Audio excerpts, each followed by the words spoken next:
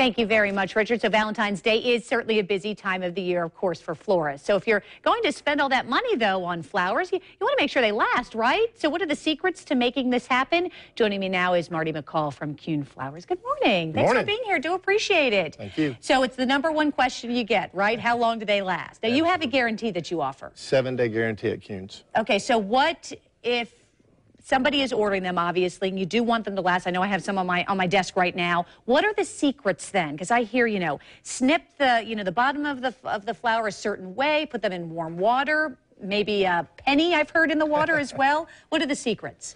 One of the most way of letting the flower last longer is to take and keep changing the water. If you change the water on a daily basis, you will keep the algae out of the water, and from that point, your flowers will last probably 7 to 10 days, maybe up to 14 days. So, you get the pack usually. That's right. Yes, the flower food, as we refer to it. Do you use all of that at once then if you get them, let's say, if you maybe go to a store and buy them and just plop them in water? The little packet you would use one time, and from that point, as you change your water, when you use the packet, it actually goes up the stem. The formula goes up the stem, so that keeps it in your stem, and then it allows it to get to the bud. Once it gets to the bud, then your bud will perform properly.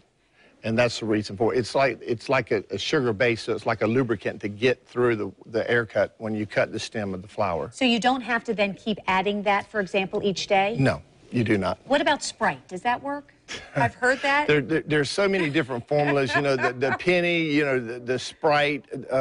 There's just a lot of different old wise tales. Yes. Are they just that, though? They don't really work, or, I can't. I'm not a biologist. Yep. I can't tell you that. Bound to try something right. What about, is there a secret to cutting it correctly, though, the stem?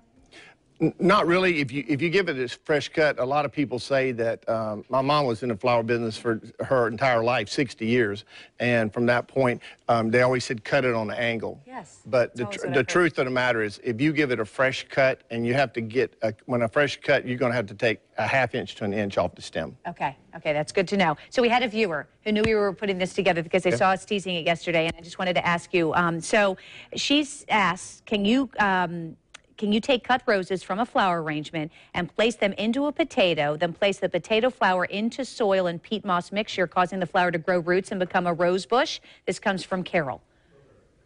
I think Carol could grow a potato, but I don't think she's going to grow a rose. That doesn't work, Carol. Okay, that doesn't work, but that's a good question because I have heard that kind of popping around the internet. So that doesn't work. I don't think so. Okay, right. It's worth a try, I suppose, but you're probably not going to have much luck. Tell us a little bit about the arrangements then, because they are beautiful, and it's more than just about a dozen roses these days, Absolutely. Right? That's one thing that Kuhn's is really trying to portray to the public is that, many hydrangeas, fresh tulips, stock, using stuff like calla lilies and bells of Ireland, fresh gerbers, dendrobium orchids.